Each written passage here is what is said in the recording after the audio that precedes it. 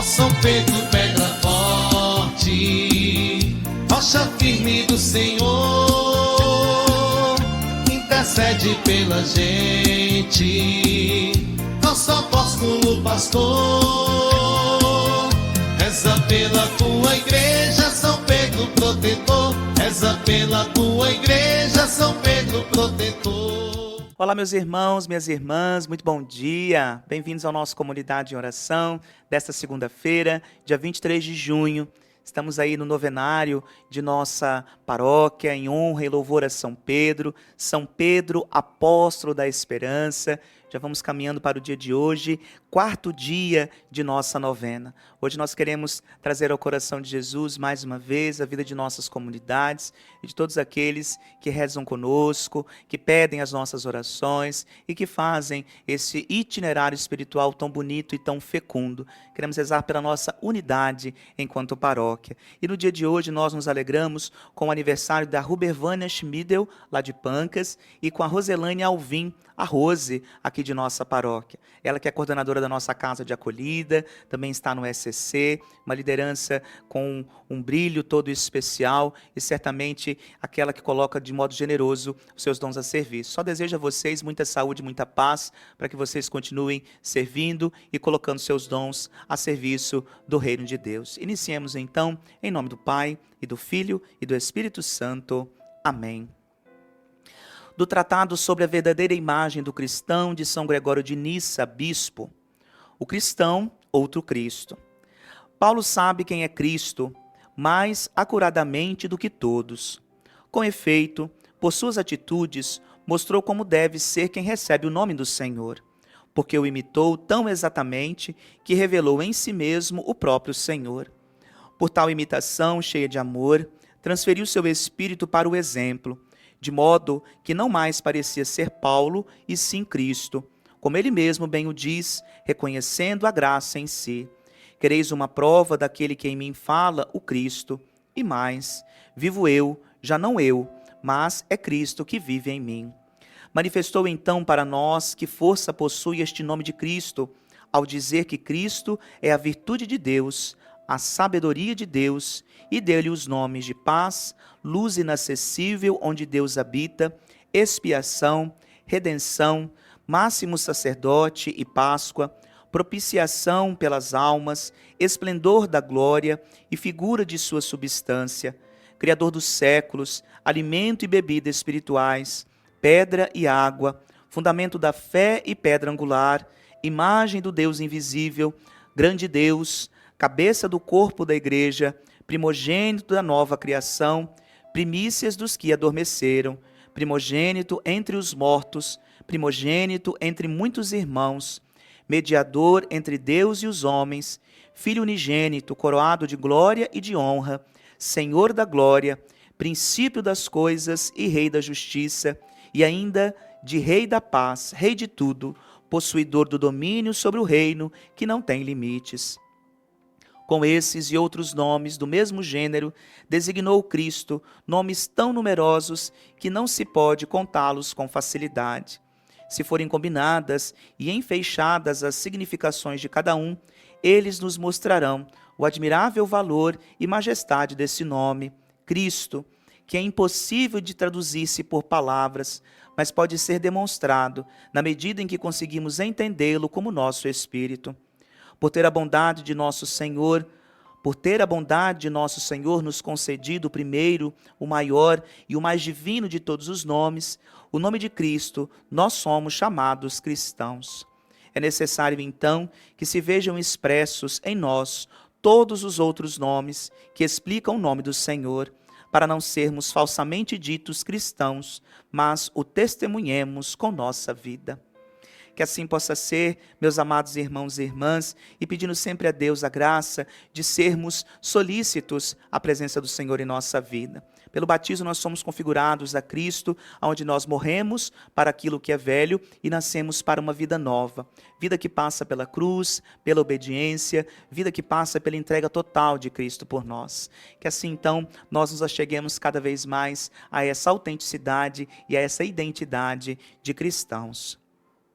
Para a nossa reflexão no dia de hoje, o nosso texto encontra-se em Mateus, no capítulo 7, versículos de 1 a 5. O Senhor esteja convosco, Ele está no meio de nós. Proclamação do Evangelho de Jesus Cristo segundo Mateus. Glória a vós, Senhor. Naquele tempo, disse Jesus aos seus discípulos: Não julgueis e não sereis julgados, pois vós sereis julgados com o mesmo julgamento com que julgardes, e sereis medidos com a mesma medida com que medirdes. Porque observas o cisco no olho do teu irmão e não presta atenção à trave que está no teu próprio olho? Ou, como podes dizer ao teu irmão: Deixa-me tirar o cisco do teu olho, quando tu mesmo tens uma trave no teu? Hipócrita, tira primeiro a trave do teu próprio olho, e então enxergarás bem para tirar o cisco do olho do teu irmão.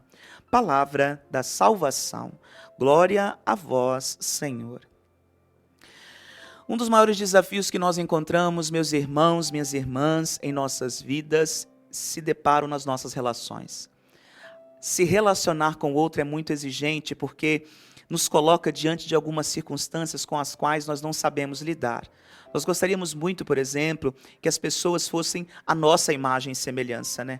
Nós queremos que o outro faça, que o outro produza, que o outro seja aquilo que corresponde aos meus desígnios, à minha vontade. E aí nós bem sabemos que isso não acontece e que isso é de fato impossível de acontecer, porque cada um é um. Qual é a grande chamada que, sem dúvida alguma, esse texto traz ao coração nosso? Como nós estamos vivendo a nossa própria vida? Como eu tenho cuidado daquilo que é meu?